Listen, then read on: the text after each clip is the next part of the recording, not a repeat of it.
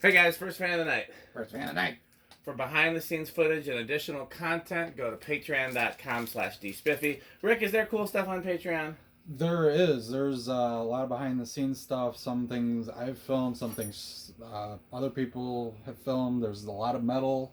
There's a lot of metal. There's a lot of youth center. There's a lot of, just you can get to stuff a lot sooner than anybody else. So if there's anything you're dying to see on the test rig and, it was tested recently, like it goes up right away. So, yeah, definitely. Okay, well, what do we got here, Rick? Got some brown. I think 80. It's got to be 83 or 84. I want to say with that flywheel, right? I'd have to look at the workbench video, but it was either I want to say either 83 for sure. Yes. I don't remember if they started popping up in 82 or not. Not 80. It was 80. I'm pretty sure it was 83 and 84, but we could read out. They definitely started popping up earlier than we originally thought. So okay. I can't remember if it was mid 82 or mid 83. Okay. I'll get the laptop before we do another video, I guess. But yeah, this is a 2052-2, which I assume is the motor and blade variation, which is different. This has got the KB55 and wood blades. Mm-hmm. I've said many times that this is one of my all-time favorite designers and all-time favorite Emersons. I like this version. I like the plastic blades with the regular flywheel. And then I like lots of other Emersons. Yeah. And I've talked in other videos about where I saw them as a kid. This was in a childhood hardware store as well as childhood library and community center. The community center fans are still there last I checked. The library ones are gone and the hardware store itself is gone. And anything you want to say about this, Rick?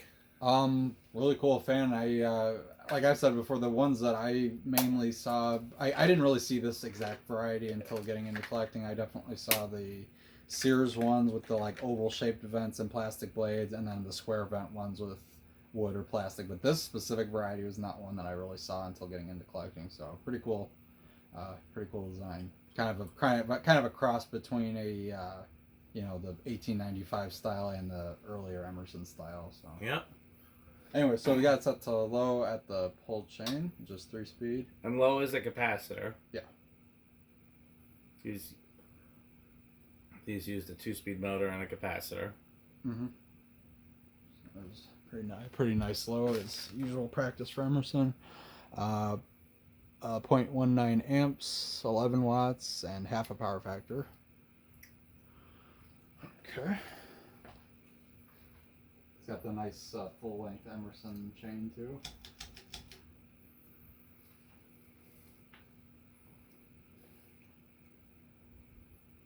I don't know if you saw. Really quiet fan. Yeah, until you hit the solid state. Oh, that's true. Not sure if you saw the Neon Fan Company prototype, but he specifically spec'd pull chains that have the same length as these Emerson pull chains. That sounds like something a Neon Fan Company would do. It does. I'm not opposed to that. I'm not complaining. 0.38 amps. It's one of those details that I would not have cared about. I would have said, just give me the standard pull chain and I'll lengthen it. But nope. No. He would have spec'd how much tension you had to push on the pull chain to. Oh, that's true. Yeah, they are particular about pull chains. Yes, Neon Fan Company. Way more than anybody else that I know. Yeah. But hey, everybody's got their things that are important to them. 46 watts and the whole power factors makes sense. It's on a coil tap now, and then they were straight high.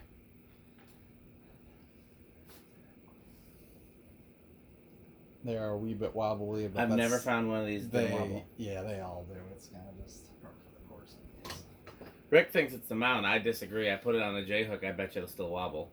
Oh, well, J hook, yeah. I'm saying if you had it on ball socket or something like that. I bet you it still will, but I could be wrong. Here, hand me the calculator. Okay, so we're at 0.65 amps, 77 watts, and a whole power factor. I mean, I don't like ball socket in general. I think hook mounts are generally better, but I do think ball socket does reduce wobble. I mean, it's just my opinion, but.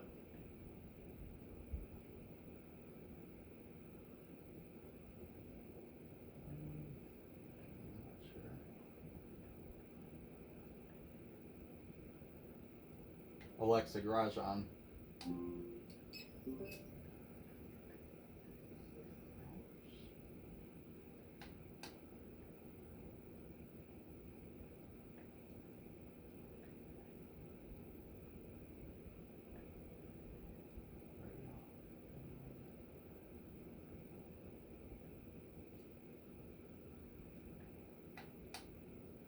That's a new battery? Yeah.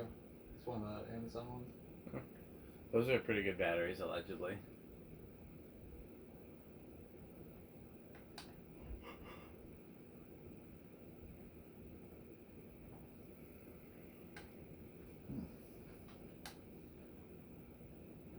It does not care for Rick.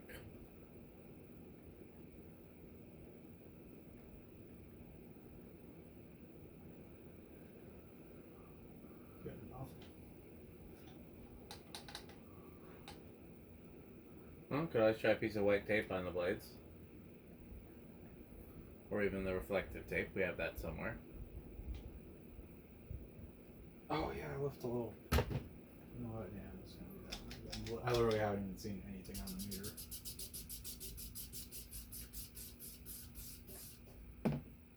I left a little piece of it right here for that reason.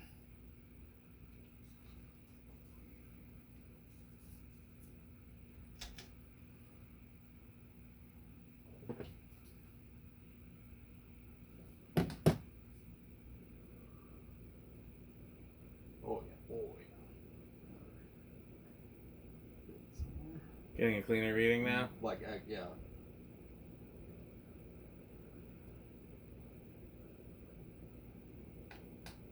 It was.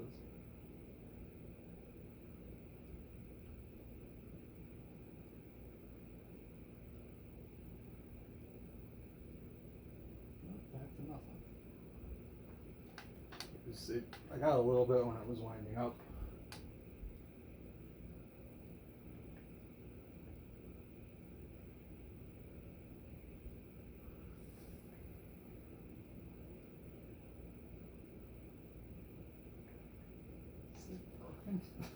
Well, check the lens, make sure it's not dirty, and you could always try the other tack with a new battery.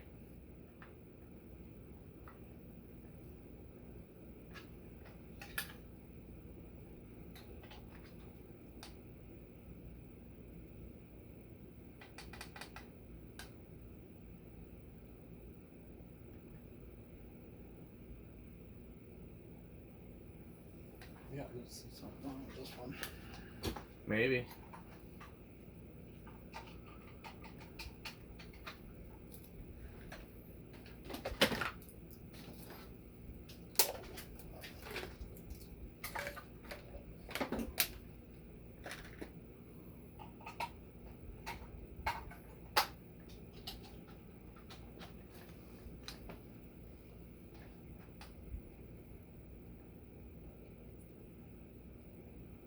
.164. Well, and keep in mind that's actually going to be the number because there's only one revolution. Yeah. So that actually looks about right. It's not fast. No, seems a little slow, but yeah, 164, I guess, huh? Spin down. Well, don't forget we gotta do the CFM too. Oh yeah. Take the reflective. You think the reflective tape is affecting it in any way? It doesn't seem like. Is it? How would that affect the? Just if it's throwing it off balance at all.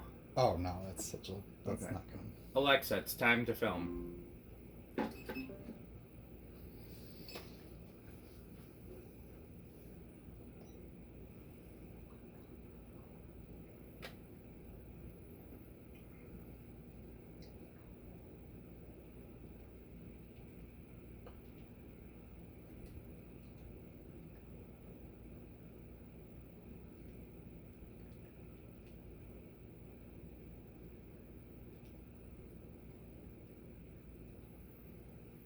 .433 is the highest I'm seeing. Oh no, 452. Try holding it level. It seems like it's pretty crooked. That'll make a difference. So now it's less. Okay. 452 is best I saw. That's pretty low. This one does seem slow. That's about 6,700. I wonder if the capacitors. I mean, it doesn't look. No, it looks normal. These aren't. I don't. These are not the fastest. Both the RPM and the.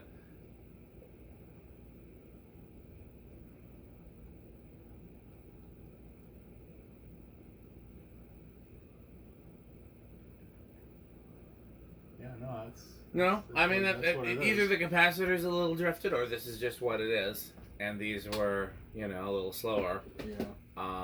In all honesty, in all of these that I can remember them being installed, I could almost never tell whether they were on high or medium. Yeah, these aren't. I never thought of these as being overly fast. Given the fact that, I mean, even in the era when Emerson was selling the same motors the Casablanca that they were putting in their own fans, theirs were always slower. So I always figured it had to be a calculated decision by Emerson that people didn't want fans that flew that much on high. Yes. I mean, I always go back to that infamous Consumer Reports article where the Lady Delta got ranked lower than like a spinner fan because people complained it was too noisy on high, but the only noise you heard was the wind moving. Yeah, just insane power on high. Yeah. Not everybody wanted that. Yeah. Some people wanted a fan where you couldn't hear anything, including the air moving, but So how much air can you move without actually hearing the air moving? That's where the HVLS fans. Yeah, those are. As much as I dislike them, you don't hear the air moving, but you do feel it because they go by velocity, not speed. Right. Whereas smaller fans go by speed, not velocity.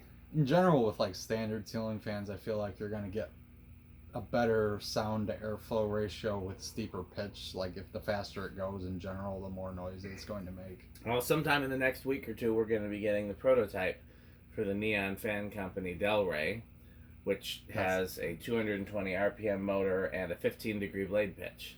The Delray, that's the name? Yes. Well, that was my idea because he was looking for name ideas, and what company was it? Maybe it was Old Jackson. I was trying to think of like what fan companies named their fans after. So Casablanca named theirs after cars. No, after trains. I'm very tired if you can't tell.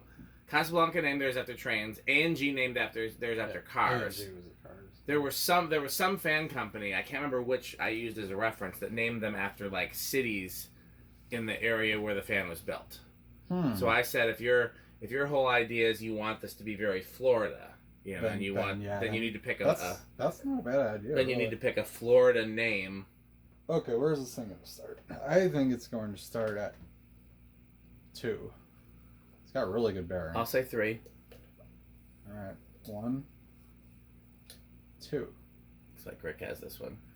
2 is a good guess though. Yeah, no, this one's got really good bearings. But I say that to say, and I'll let you know when I have the tracking information for the prototype that I'm getting. Okay. Here's 3. In case you want to drive up for that, because we'll wait for Pete to test it at the barn, but I'm gonna test it here before because Pete won't be available for a few weeks. Right.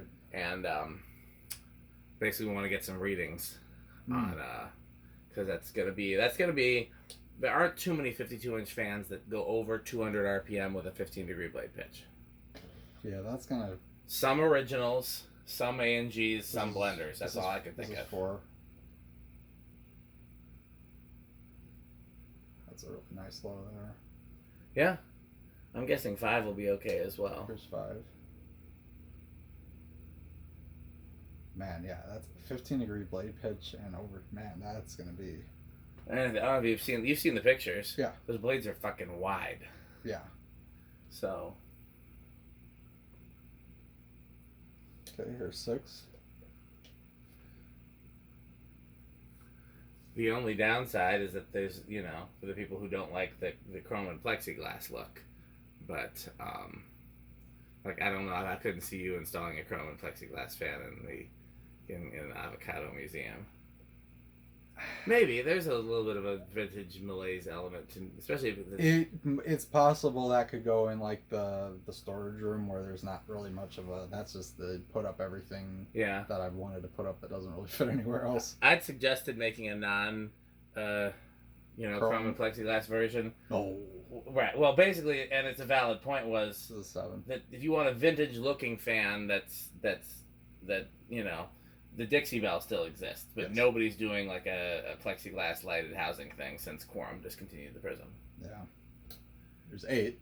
Crunch, crunch, crunch, crunch. And it's in the distance. Crunch, crunch, crunch, crunch. Alright, here is 9. Some say, on a quiet night, with your ear to the horizon, you can still hear. It never gets old. The legend of It never gets old. his metalness. This is 10. Well, Damn it. I like my chips. Chips are very metal. chips are very metal. Snack food's very metal. This is 11.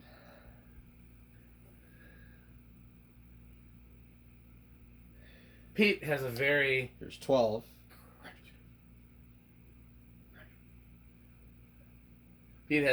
defined. Ironically, Nia's like this as well. 13. Which is that like certain foods have to be eaten with certain things, and with Pete, you'll notice he'll never eat any meal without either chips and a soda or fries and a soda. There's got to be the accompaniments. And Yeah.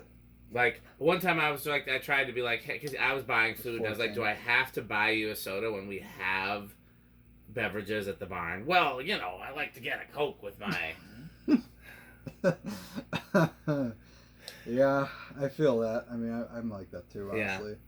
Mia's version of that is she won't eat a burger without fries or onion rings. She won't eat a sandwich without chips, and she won't eat a burrito without tortilla chips. I mean, those are all. You just eat. But like, You're 16. if somebody offered me a burrito but they didn't have tortilla chips, I would still eat the burrito. Yeah, I would too, but I would definitely prefer No. to have the side with it. If I bring her home a burrito and there's no tortilla chips, she will starve. It's off the table then. Yeah. Okay, 17. 18. 19. Yeah. What was it? What did it try? I don't even remember. Like, I don't know. I wasn't really looking, but it's definitely more than this. Okay, well, here's 20. Off in the distance. Here's 21. And if you I'm put your ear up to a vacuum, okay, so height. listen real carefully. 0.66 on height. I knew it was 6 something. Oh yes, we got a ways to go. Okay, so here's 22. Metal. 23.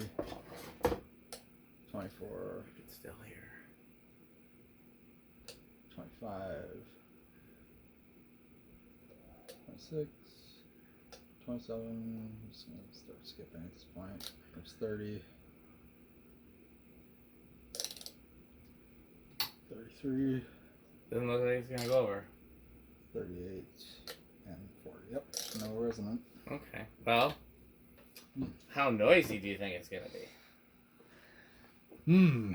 I'll be generous and give it living room quiet. Okay, I'm gonna go with loud because every time I've guessed quieter than living room on one of these, it's let me down. All right.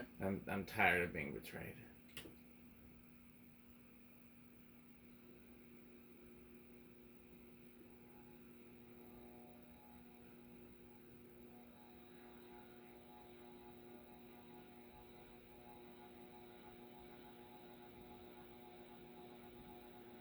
I mean, it's teetering between loud and living room, I think. Yeah. That's very annoying, but I mean, just the decibel level isn't as bad as it could be. And that's what they have on the ones in the community. That's probably why they took them out of the freaking library. Yeah, that wants to listen to that, like in a quiet library. Although, I mean, I don't know how they were controlled. I only ever saw them on low. Maybe they're at low on the pull chains. It got a low level on the solid state. It's not too bad, but it's when you get that medium range, that's where you're... Yeah. Plus, you figure public libraries used to be filled with T12 ballasts. That's true. So they were never silent. The public library downtown Naperville used to have all HIDs, like on hanging cans. Oh, Pete would have loved it, because you know what they did? They mixed bulbs. Some were mercury, some were metal halide, and some were sodium. All in the same fixtures? Yeah, some. I don't know how that happened, but there was definitely sodiums in a few of them. Yeah. I don't know if there were mercuries. There definitely were metal It's hard to halides. tell the difference. Don't you have to have an igniter for sodium? I promise you there was at least 2 sodium bulbs in that place because there was this like random orange spot against like the metal halide. Maybe they were like security lights. Either way, yeah, Pete would have loved that. Oh my god, and that was loud. Yeah, those were buzzing like crazy. So. All right. Off in the distance. Okay. So 0 to high. What do you think of Brand Rush? You go first because I actually saw. Oh, you saw? Well, I have a hint at what it is, but I'm not sure. I'm gonna say no on Rush. Okay, I'm gonna say small. I think you're right. So I clicked at the high and so no, looks like you got it. Got it right by accident. Yeah, that's how it happens sometimes.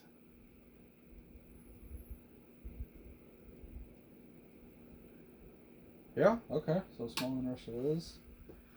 I mean, we know this. This pretty much does well across everybody's scores, doesn't it? I mean, I think everybody likes these because Pete found one of these at one of his restores, and not knowing how metal they were, I just said, "Hey, I've always wanted to have a matched pair of those, so don't sell it or trade it to anybody else." And he was like aghast that I would suggest that. And then I said, "Well, why don't you leave it here at the barn?"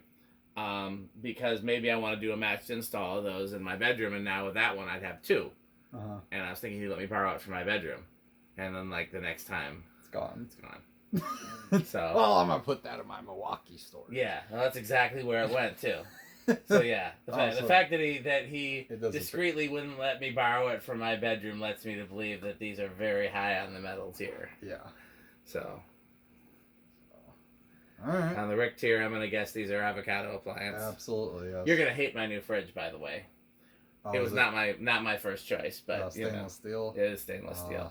Which, as much as I love stainless steel appliances, I don't really see the advantage because they're harder to clean. Yeah. And they show all the scratches and dirt and everything. I don't like the smudging because you just see like the little smudge marks on everything. And then nothing else, like it doesn't match anything else in there. Like the other appliances are white, and the fans are brass. But that was the only. Literally, I had 2 options. I had one that was stainless steel, and the other was like, I don't remember. It was just the generic color, but it was neither one was great. Well, the other one did not have some necessary thing, like it didn't have a crisper drawer or something like that. Oh, okay. And they only had 2 that were available for immediate delivery, and so what happened was the old fridge. Okay, I'll tell the story on camera. Why not? Because I was going to tell you anyways. You'd ask me about it. Okay. So what happened was the old fridge, which by the way was 20 years old, but I really liked it. Yeah. And it ran great. It was a Sears. Oh, yeah. And did you bring that from an old house? No, that one was here. We got it used here after the one that was. So the one that was here when we moved in was newer, but like kind of shitty. Okay. And like plastic parts on it started to crack and break. Yeah. And I priced getting like new, like I think it was like the fucking crisper drawer or the like things that go in the door that hold your sauces and melts and stuff. The little, all just started to like break from the brittleness. And I priced replacing them, and it was cheaper to get a new fridge. So I said I'm gonna get an older fridge, so I don't gotta worry about this new shit. Yes. And I got the nice GE that I had, or no, it's Kenmore, but I don't know who made it. I want to say GE. I actually think it might have been GE. Yeah, that sounds right. Yeah. I think that was a Freudian slip, but it actually was GE. So what happened was, some weeks ago, we woke up to the door being cracked, and I was the one who was putting the groceries away the night before, so I might have left the door cracked. It might have like something shifted inside and I bumped the door and opened itself, whatever. So the whole thing iced up because it was left open. And so we rearranged things and we got the ice out, or so we thought, and went back to our business. Came home from my like out of town gigs maybe a week or 2 ago. I don't remember I've lost all track of time, to find that the fridge was warm. And I found it out because I tried to get some milk, and the milk was like a solid. Oh, not like a solid of ice, but like a solid of... disgusting. It was not good. And so, upon investigating, there had been ice that had frozen up all between the fridge and the freezer. So if you know how refrigerators with like combination fridge freezers work, And you should know this if you watch Technology Connections, because he's gone into detail about this. I've watched it and felt like I understood less after watching it. Because I'm not saying he doesn't explain it well. I'm saying this is just kind of it's like a complicated subject. It's hard to understand. Okay, well, I'm going to try the Dan version of explaining it, and we'll see if I'm better at it than Alec. And if so, we'll have to tell Alec that Dan is superior.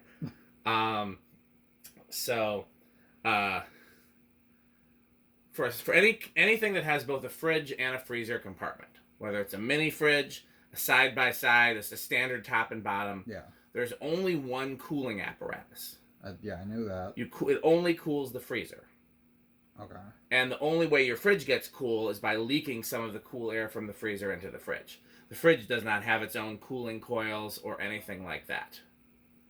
Okay. Yeah, I guess that makes sense. It's just blowing some of the freezer air into the fridge. Okay, yeah, I guess that makes sense. And so the way that normally works is kind of backwards. So there's only one thermostat, and that thermostat is in the fridge. Mm-hmm. And so the compressor is going to keep running and running and running until the fridge gets cool enough. Mm-hmm. And then you can control how much air goes between the fridge and the freezer manually with like a little slidey dial in the back of the freezer. Yeah. And that's how you control the freezer temperature. Oh, okay. Because there's a manual damper between the fridge and the freezer that controls how much air gets let into the fridge. And the manual damper actually controls the freezer temperature because the thermometer is in the fridge.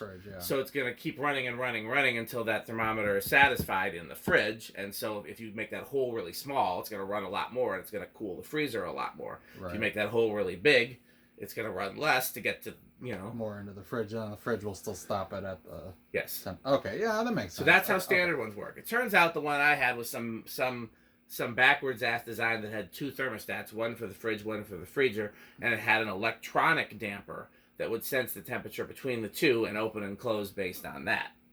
Oh. Which was fine until that all iced up. And it could no longer open and close. And that ruined that mechanism? Well, we don't know. There's no way to test it that I know of. And what the freezer tech told me, because after I couldn't figure it out, I had a guy out, and he said the only thing I could do is just replace it, and then we'd know for sure it works. And they couldn't get a replacement. So it's entirely possible that after I de-iced it for like a few days, it would have just worked fine. Mm-hmm. But there's no real way to test that. You know what I mean? Yeah. If I would have had a schematic, I could have just put power to the damper and seen what it was supposed to do. But without a schematic, I don't know what it's looking for. Right. So anyhow, I thought about keeping it and making it the new garage freezer, but we really need a whole freezer out here, not just a fridge freezer. So. Gotcha. And we do gotta replace. It is time to upgrade this one. This is a big old commercial one, anyways. He's got that key on the side of it. So. Yeah, I saw that. How did I get on that topic? I don't know. It's tired in here. It's very tired in here. So. Let's quickly run through our sponsors and then we'll see. I think Rick wanted to do one other fan. And so our sponsors, of course, as you know, are Fan Stick, Light Stick, Taco Burrito Mexico, Sperry, 81220 LLC, and you can hear them off in the distance. Ricker Sheep, which I got to play a little bit tonight when I heard some noises upstairs. Disappointingly turned out to be Rick. Yeah. Although I would be even more confused if Sheep showed up. Yeah, if Sheep showed up, you might have bigger problems. Yeah, I feel a little bit confused about that. Who am I forgetting? I feel like I'm forgetting. Good manufacturing company. I think you got the right. We said Florida Fan Stick. Did not say Florida Fan Stick, but yes, Florida Fan Stick is also behind the new ceiling fan line from the Neon Fan Company. Mm-hmm. It's also 69% longer and harder, so I'll have to shut that out. Okay, well, let's see what else happens. As always, patreon.com/dspiffy. Thanks for watching. Bye, Fanstick. Bye, Fanstick.